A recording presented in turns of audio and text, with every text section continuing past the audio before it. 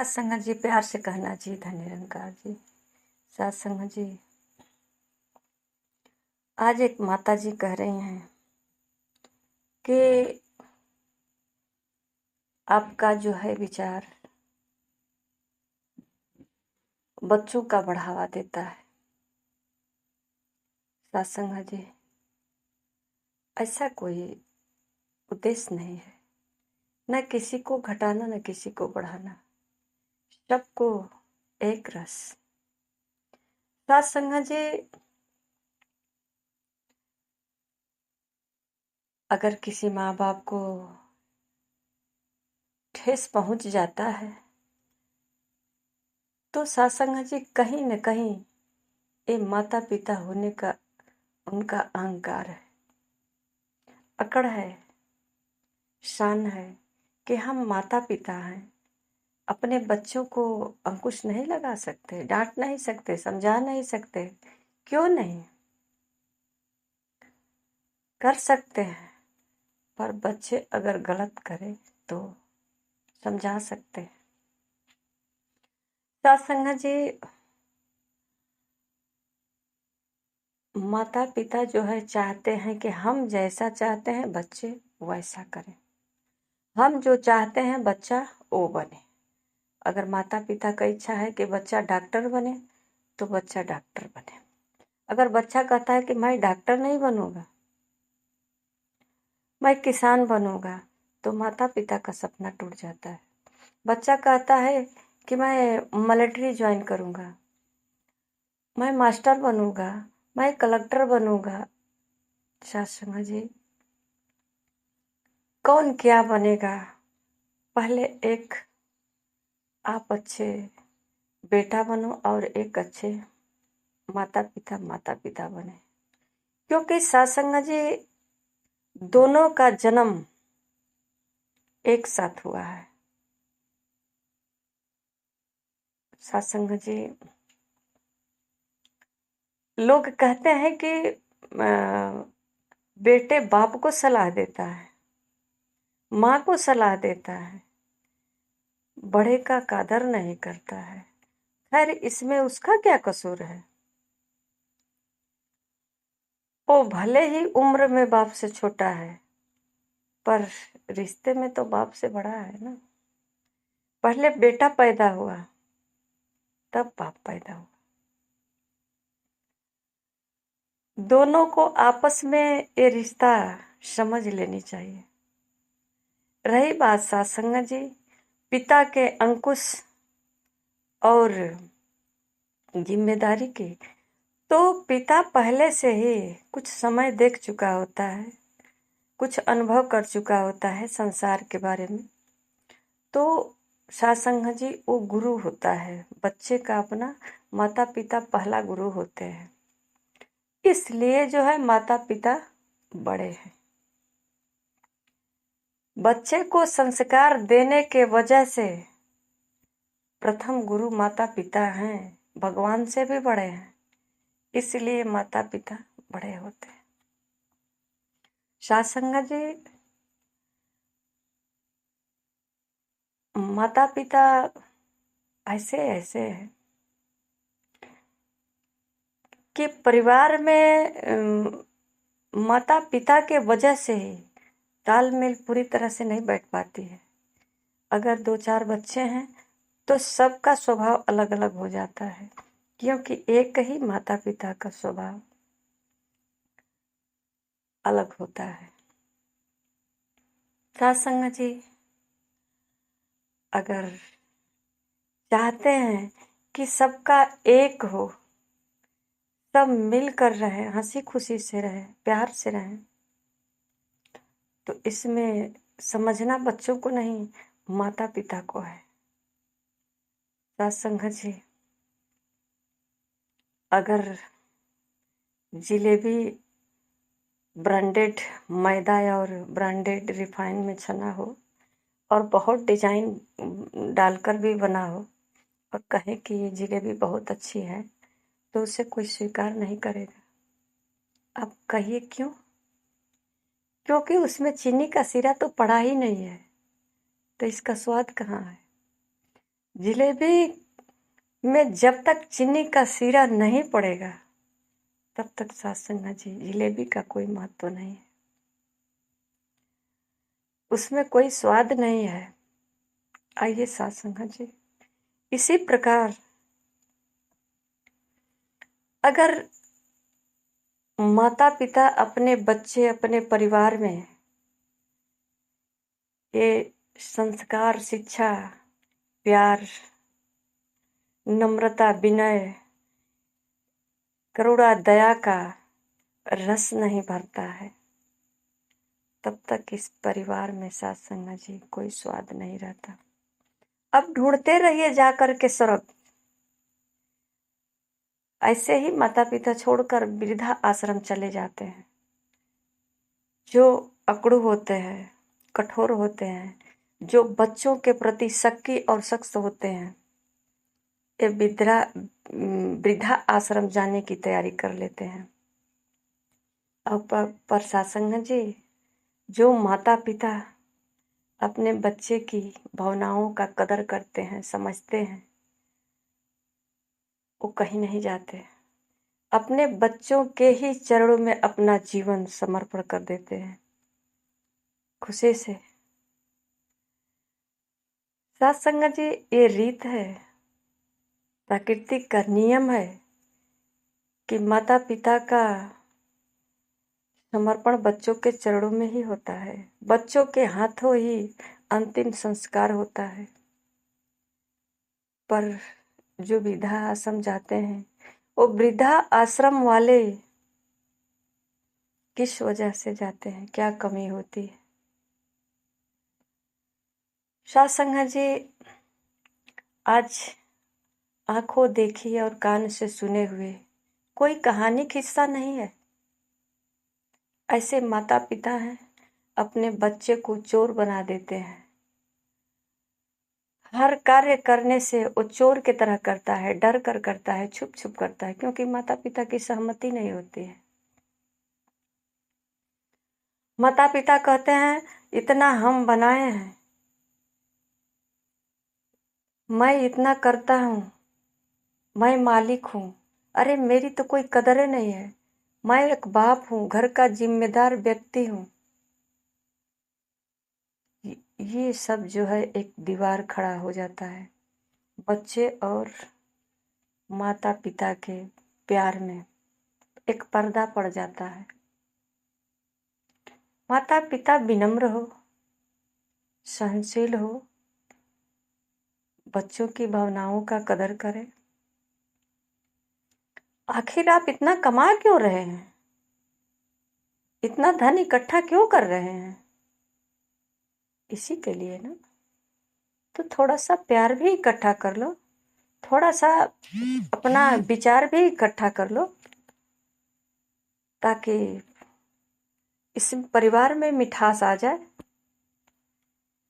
इस परिवार में रस भर जाए, स्वाद आ जाए।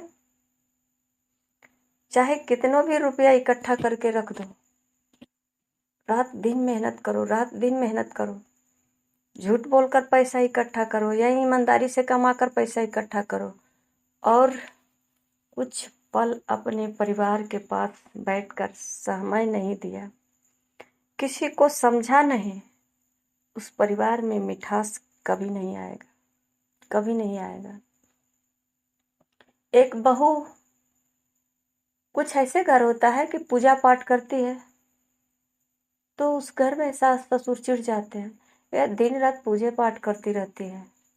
करने दो भाई, अच्छी तो बात है। अगर वो सत्संग कर रही है, घर में पूजा पाठ कर रही है, तो कौन सा बुरा काम कर रही है? हाँ, आप इतना कह सकते हो कि बहू थोड़ा हाथ पाँव जल्दी जल्दी बढ़ा करके और भी कुछ काम है देख लेना, और समय से अपना पूजा भी कर लो। अगर बहू पूजा कर रही है तो शायद इस पूजे से उसका थोड़ा स्वभाव बदल जाए, सत्संग जा रही है तो उसका थोड़ा स्वभाव बदल जाए, देख लेते हैं। और बहू को भी समझ लेना चाहिए कि कौन सा हम पूजा कर रहे हैं और सत्संग में क्या सिखाया जा रहा है। माता पिता का वचन का पालन करना, माता पिता का सेवा सत्कार करना, कहीं इसमें तो कमी नहीं हो गई। अगर सास संगत जी दोनों इस बात को समझ लेते हैं तो परिवार में एक मिठास भर जाता है, स्वाद भर जाता है। सास संगत जी, अगर एक माता पिता अपने बच्चे से काफी प्यार करते हैं और बहू से कम प्यार करते हैं, तो सास संगत जी अगर बच्चे उनके जिंदगी हैं माता पिता के, तो उस जिंदगी का मिठास बहू होती है। अगर बहू नहीं रहेगी तो बाहर कैसे आएगा इस जीवन में। तो इस तरह से सास संगत जी माता पिता को भी समझना चाहिए, बच्चों के प्रति थोड़ा सा विनम्र होना चाहिए। बहुत सारे ऐसे पिता हैं कि उनको अपने परिवार में बैठने का थोड़ा भी समय नहीं है। राजनीति से, व्यापार से, बिजनेस से, धंधे से बच्चे कहीं व्यस्त हैं, पिता कहीं व्यस्त हैं, पत्नी कहीं व्यस्त है, सब परिवार अलग अलग व्यस्त हैं। एक साथ न कर्म से जुड़ाव है, न प्यार से जुड़ाव है, न रिश्ते से जुड़ाव है। इस परिवार में कैसा मिठास आएगा, इस रिश्तों में कैसा स्वाद आएगा। सास संगत जी, एक पिता जो है 3 बच्चे हैं और एक बच्चे से ज्यादा प्यार करता है, क्योंकि वो बच्चा थोड़ा सा बोला वाला है, अपने पिता के हर बात को मानता है। पिता कह दे, जो कह दिया वो बच्चा मान लिया, और दूसरा तीसरा बच्चा नहीं स्वीकार किया। वो कह रहा है कि नहीं, ये सही नहीं है पापा, ये सही है। तो पापा कहा कि मेरा ये 2 बच्चे तो सही नहीं है। इतना ही नहीं, नालायक, नाजायज के औलाद, गधा, घोड़ा, चुतिया, कुछ इस तरह का शब्दों से अपने बच्चों को नवाजते हैं। क्या ये सत्य है? यही है आपके बच्चा जो आपके शब्दों से, मुंह से शब्द निकल रहा है? सिर्फ एक ही है, एक ही को संस्कार दिए हो? तो सत्संगा जी, माता पिता को कहीं न कहीं समझना चाहिए कि अगर ये हमारे तीनों बच्चे हमारे ही बात को मानेंगे, हम जैसा कहेंगे वैसा ही करेंगे, तो फिर तो ये 40 साल 50 साल पुराना ही जमाना हमारे घर में रहेगा। हमारे घर में तो जमाना बदला ही नहीं, क्योंकि हमारा विचार, हमारा स्वभाव तो पिछले ही है ना। सत्संग जी, माता पिता को समझ लेना चाहिए कि आज की स्थिति परिस्थिति के अनुसार बच्चों को संस्कार दिया जाए। अगर हम ज्यादा मेहनत करके पढ़ा रहे हैं बच्चों को, तो देख लें, दबाव न डालें, ये पढ़ने के लिए राजी है कि नहीं। कहीं ऐसा तो नहीं कि पढ़ाई में दिल नहीं लग रहा है इसका और हम इस पर पैसे लुटा रहे हैं। करना क्या चाहता है, एक बार उसकी राय तो जान ले। सत्संग जी, कहीं न कहीं माता पिता बहुत बड़ी गलतियां करते जा रहे हैं, बच्चों को न समझ करके। अपने ही बच्चों को अपने ही हाथों से पालन पोषण किया और बच्चों को समझ नहीं पाए। आज यही कारण है कि माँ को मान्यता तो कुछ मिल रही है, लेकिन पिता को तो 0 पॉइंट पे आ गया है। पिता को तो कोई कदर नहीं देता, भाव ही नहीं देता है। जबकि पिता को और अधिक श्रेष्ठ मानना चाहिए। क्यों? क्योंकि पिता जो है घर से बाहर इस संसार की जितनी बलाएं हैं ना, रोक कर रखता है कि मेरे परिवार को कोई ऐसी बुरी बलाएं छू न सके। मेरे बच्चे स्वस्थ रहें, खुशहाल रहें। इस घर में कोई ऐसी हवा न जाए जो मेरे परिवार को नुकसान पहुंचाए। और हर मौसम से लड़ता है और बच्चों के लिए परिश्रम करके। आइए सत्संग जी, ऐसा मेरा कोई मत नहीं है कि पिता के खिलाफ कुछ कहें। सत्संग जी, हमारे यहाँ तो निरंकारी मिशन सत्संग जी सबको समान रूप से में स्वागत करता है। पिता बेटे का पांव छूता है और बेटा पिता का पांव छूता है, ताकि दोनों में किसी में कठोरता अक्रूरता न रहे, दोनों विनम्र हो जाएं और दोनों एक दूसरे के गले मिल करके पांव छू करके है। तो दोनों बेटा बड़ा है, पर सत्संग जी यहाँ उम्र के हिसाब से पिता को बड़ा माना गया है और पिता भगवान माना गया है कि पिता भगवान है। गुरु जो है सिखाया, पढ़ाया, लिखाया, हर मौसम से लड़ करके इसे हर सुख सुविधा दिया। तो इसलिए सत्संग जी पिता भगवान से भी बड़ा है और गुरु और भगवान पहला पिता ही होता है। तो आइए सत्संग जी माता पिता को सल्यूट करते हैं, सलाम करते हैं, आदर सम्मान सत्कार करते हैं। क्योंकि सत्संग जी अगर जीवन में कुछ करना चाहते हैं सत्संग जी, तो मेरा पहला धर्म है अपने बुजुर्गों का सम्मान करना, बड़ों का आदर सत्कार करना। और सत्संग जी बड़ों का जब हम आदर सत्कार करते हैं, सम्मान करते हैं, तो उससे प्यार मिलता है।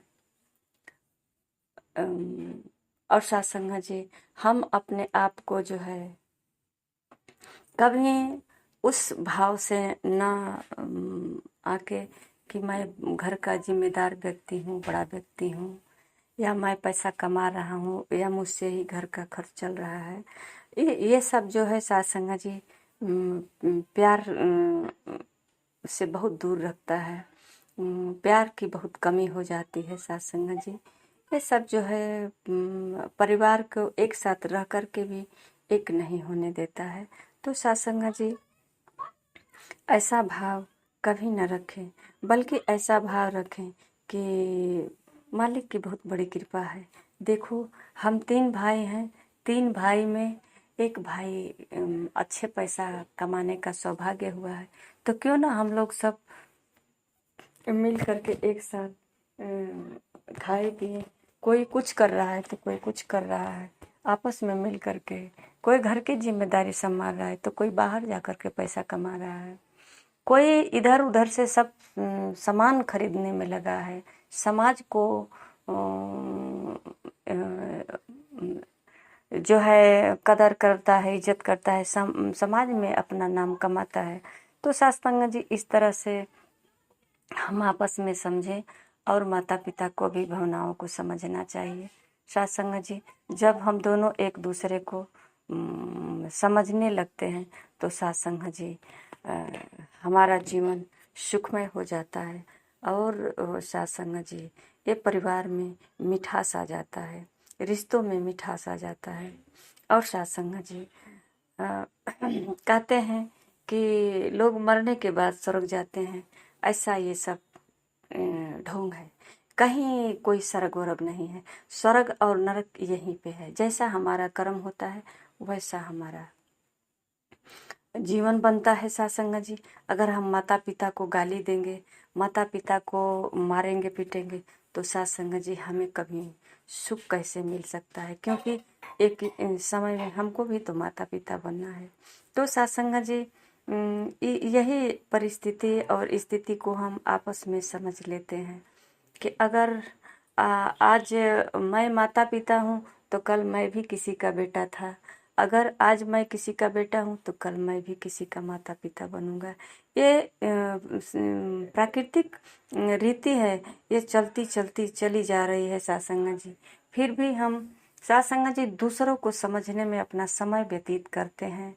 भाग भाग कर इधर उधर भक्ति भजन तमाम प्रकार के कर्म कांडों में अपना समय व्यतीत करते हैं सत्संग जी। परिवार की भावनाओं को नहीं समझ पाते हैं सत्संग जी। आज जो है मेरा सिर्फ यही प्यार का जो है सत्संग जी, अगर चाहते हैं कि परिवार में प्यार का ही फूल खिले तो सत्संग जी ये भगवान का एक कहते हैं कि प्रेम अवतार होता है सत्संग जी। तो सत्संग जी समझ लीजिए कि जिस घर में प्यार है, एक दूसरे से सब खुशहाल हैं, निसंकोच, कोई किसी पे शक नहीं करता, कोई किसी पे किसी प्रकार का लाछन नहीं लगाता, सब एक दूसरे से खुशहाल हैं। पिता पुत्र बहू सास आदि सब लोग खुशहाल हैं। तो सत्संग जी इससे बड़ा कोई स्वर्ग नहीं, कोई पूजा नहीं, कोई भक्ति नहीं। यही प्यार के लिए, यही धन संपत्ति के लिए सत्संग जी बहुत सारे हम परिश्रम करते हैं। तो सत्संग जी बहुत सरल भी नहीं है, बहुत कठिन भी नहीं है। इसको समझना ही बहुत कठिन है सत्संग जी। जब समझ आ जाएगा तो सत्संग जी हमें इस स्वर्ग की तैयारी अलग से नहीं करना पड़ेगा। लोग स्वर्ग जाने के लिए, मुक्ति पद पाने के लिए, देखिए गांव में वो क्या करते हैं, धोती बाछी का दान करते हैं, दान पुण्य करते हैं, यज्ञ हवन करते हैं, और सत्संग जी क्या क्या वो करते हैं, गऊ को खिलाओ तो चींटी को खिलाओ, तो बहुत कुछ ऐसे होता है। तीर्थ करने जाओ, यहाँ जाओ वहाँ जाओ, वो उपवास करो, अन्न ग्रहण नहीं करेंगे, ऐसे तमाम प्रकार का होता है। तो सत्संग जी, और घर में कलह कलेश बना ही बना रहता है। तो सत्संग जी अब हम तो कभी देखे नहीं कि स्वर्ग कहाँ है, फिर भी उस स्वर्ग की या सत्संग जी मुक्ति की तैयारी अभी से लगे हैं। तो आइए सत्संग जी, हमारा वर्तमान जीवन कैसा है, हम इस पर विचार कर लें और वर्तमान जीवन जिए। अगर आज अभी का सूरज हमारे लिए कामयाब है तो सत्संग जी हम कल के बारे में क्यों सोचें। सत्संग जी वर्तमान का हवा, वर्तमान का पानी, वर्तमान का सूरज, ये सब हमारे लिए लाभदायक है। तो कल के बारे में सत्संग जी आज हम अपने बच्चों को डांट चढ़ा करके खाने पीने में कटौती कर दें, बच्चों को सुख सुविधा देने में कटौती कर दें, और सत्संग जी कल यही सब जो है हमारे मरने के बाद बच्चा खाएंगे पिएंगे। तो क्यों ना सत्संग जी हम जीते जी इन्हें खाते देख लें, हम जीते जी इन्हें मुस्कराते देख लें कि ये जो हम कमाए हैं इसको खा करके ये क्या फील कर रहे हैं, कैसे खुश हैं, कैसे हंसते मुस्कराते हैं। और सत्संग जी हम कमाते भी तो इसीलिए हैं कि सब परिवार एक साथ मिल करके खाएं, खुशहाल रहें, हंसे बोलें। और कहीं से भी बच्चे आए, कहीं से भी माता पिता आए तो सत्संग जी अगर प्यार होता है तो कुछ पल के ही समय में लगता है काफ़ी समय से बिछड़े हैं। अगर सत्संग जी जिस परिवार में प्यार नहीं होता है, कई कई दिनों तक गायब रहते हैं माता पिता, कोई फर्क नहीं पड़ता है कौन कहाँ है, कोई किसी को ढूंढता नहीं है। तो आइए सत्संग जी, ये जो हमारा चाहत है ये दूरियां बना देता है। जिसके लिए जो चाहत रखा है वही हमसे दूर चला जाता है। तो आइए सत्संग जी हमारे लिए स्वर्ग और नरक और जो भी है सब यहीं पे है, कहीं और नहीं है सत्संग जी। और जब हम देखे ही नहीं, जिसको देखे नहीं उसके लिए हम क्या परिश्रम कर रहे हैं।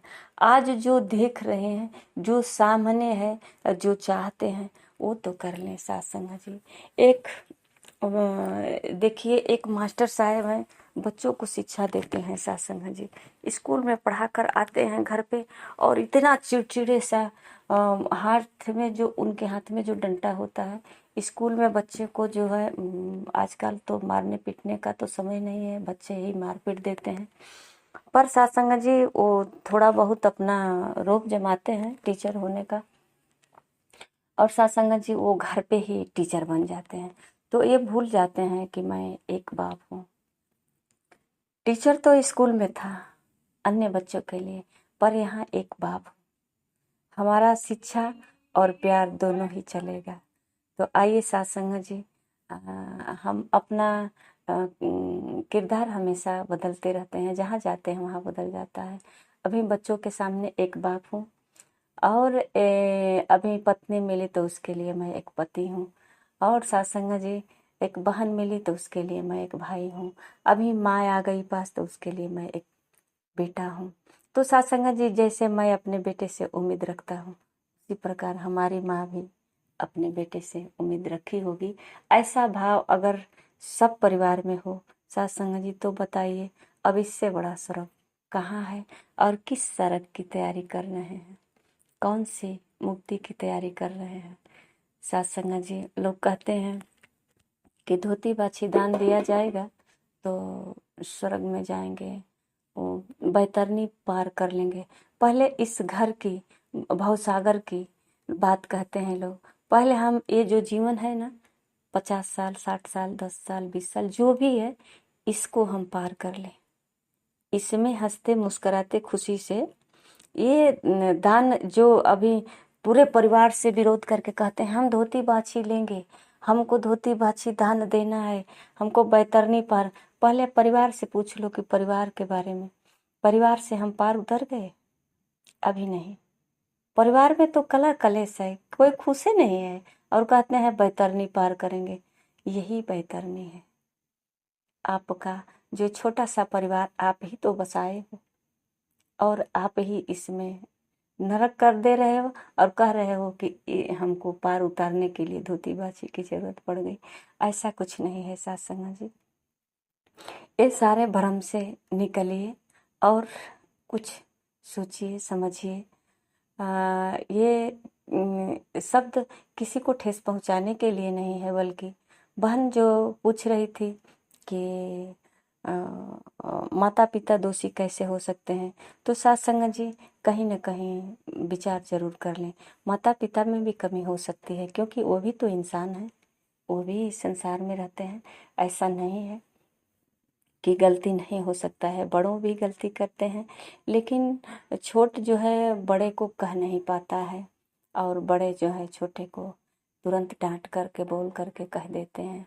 तो आइए सत्संगा जी हम समझें। अक्सर जो है विचार अपने पर ही करना चाहिए कि कहीं हमारे अंदर तो कोई कमी नहीं है। अगर हमारे अंदर कमी है, लोग कहते हैं कि हम अंगुलियां किसी पे उठाते हैं तो 3 अंगुलियां हमारे तरफ इशारा करती है। तो ये सत्संग जी हर समय जो है ज्ञानी जन अपने में ही कमियां ढूंढने की बात करते हैं, कि अगर हमारे अंदर कुछ कमी है तभी बाहर कमी दिखाई देती है। क्योंकि हमारा सोच स्वभाव जो है अगर निगेटिव होता है तो बाहर सब निगेटिव ही दिखाई देता है। तो आइए सत्संग जी, पहले हम सोच बदले और सितारे बदल जाएंगे। कहते हैं नज़र बदले नज़ारे बदल जाएंगे। सत्संग जी प्यार से कहना। धन्य निरंकार जी।